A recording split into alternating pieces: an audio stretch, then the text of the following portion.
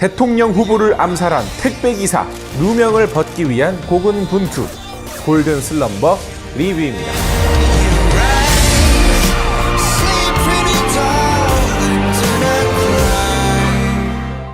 모범시민으로 선정된 택배기사 건우. 어느 날 학창시절 절친으로부터 연락이 옵니다. 그리고 갑자기 그의 곁을 지나던 대통령 후보가 탄 차가 폭발하고 마는데요. 건우는 느닷없이 대통령 후보 암살범이라는 누명을 쓰고 맙니다.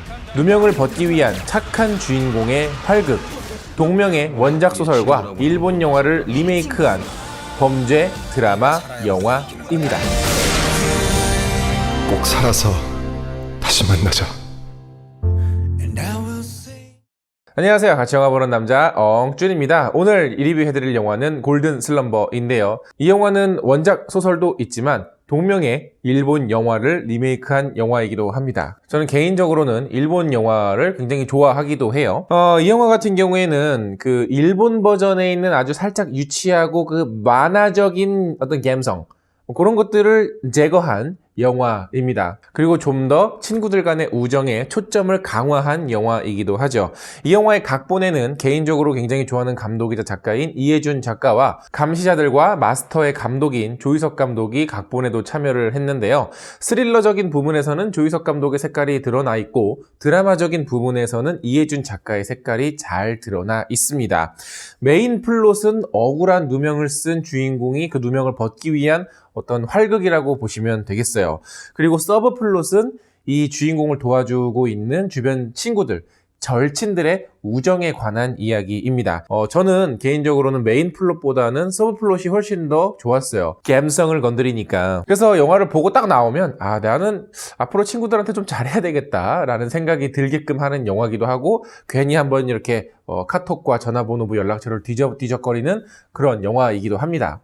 하지만 이 영화의 장점은 여기까지입니다. 여기까지예요. 메인 플롯은 부족한 부분이 굉장히 많습니다. 정치 음모론을 소재로 한 가벼운 스릴러라는 영화이긴 한데 뛰어난 반전이나 액션도 부족하고 특히 마지막 결말 같은 경우에는 굉장히 허무하게 느껴지기도 하죠. 참 저렇게 끝나니까 아주 속이 다 후련하다가 아니라 갑자기 여기서 영화를 끝내면 어떻게 하자는 거야? 영화를 더 보여줘야 될 거 아니야. 이런 정치 음모를 소재로 한 영화들이 주는 어떤 카타르시스는 그 정치 음모가 딱 전복됐을 때 느껴지는 그런 부분이 있거든요. 그러나 이 영화에서는 그런 부분이 제대로 해소되지 못한 채로 그냥 휩쓸려가고 끝이 납니다. 당연히 영화를 보고 나와서 감성적인 부분들은 어느 정도 좋지만 영화가 주고 있는 이 줄거리, 메인 이야기가 주고 있는 만족감은 상당히 부족하다는 거죠. 그렇게 뛰어난 국정원 요원들이 막상 주인공 앞에서는 제대로 힘도 못 쓰고요. 굉장히 또 주인공 앞에만 서면 왜 그렇게 허탕질을 치는지. 물론 주인공이 당연히 살아남아야 되긴 하겠지만 그게 그래도 어느 정도 이렇게 적당히 납득은 돼야지 이렇게 허무하게 그러면은 좀 그렇잖아요. 그죠?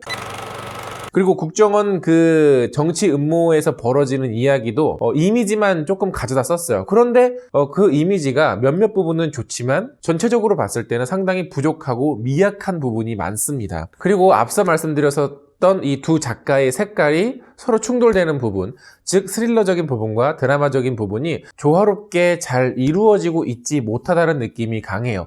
스릴러적인 부분에서는 마치 예전에 드라마 아이리스에서 나왔던 그 정도 수준의 정치 음모, 그 정도 수준의 액션 연기만을 보여주고 있고요. 드라마적인 부분에서는 주인공들 사이, 캐릭터들 사이의 어떤 연대를 만들어내는 데 있어서 상당히 부족함을 많이 느꼈습니다. 그리고 장면이 바뀔 때 이 친구들 캐릭터가 등장하는 장면은 마치 전후 장면이 이렇게 잘려나가고 갑자기 중간에 톡 들어온 느낌이 들 정도로 좀 부자연스럽고 갑자기 저기서 저런 행동을 하고 있지? 약간 오버하는 거 아니야? 라는 생각이 들 만큼 부족한 부분들이 분명히 있었어요. 그리고 더 나아가서는 이 주인공 강동원을 정말로 돕기로 한 것인지 혹은 제대로 돕고는 있는 건지 또 마지막에 가서 한유주 씨는 왜 갑자기 감정적으로 막 흥분해서 막 경찰 아저씨한테 소리 지르고 저거 보여주세요 이거 보여주세요 하고 했는지 좀 억지스러운 느낌이 들죠. 그 장면 자체가 클라이막스이기 때문에 감정의 고조를 위해서 좀 그렇게 연기를 한 것은 알겠습니다만은 그 과정 자체에 대해서 그렇게 납득이 되지는 않았습니다. 또 하나는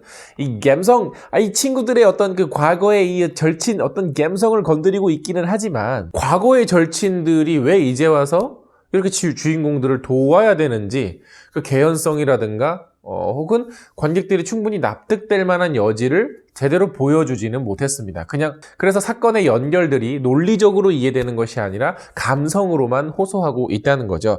가장 대표적인 장면 같은 경우에는 중간에 강동원을 이용하려다가 다시 도와주는 이 민진욱이라는 캐릭터, 이 김희성 씨가 연기한 캐릭터가 있는데요. 갑자기 강동원 씨가 보여주고 있는 아주 그 바보 같은 착한 행동에 휙 하고 마음을 돌아서게 됩니다. 강동원을 팔아먹고 자기가 살려고 했던 그렇게 냉철하고 현실적이었던 그 양반이 갑자기 아무것도 바라는 거 없이 주인공을 그냥 그렇게 쉽게 돕는다고요? 강동원이 그렇게 하면 뭐 저도 그럴 수는 있을.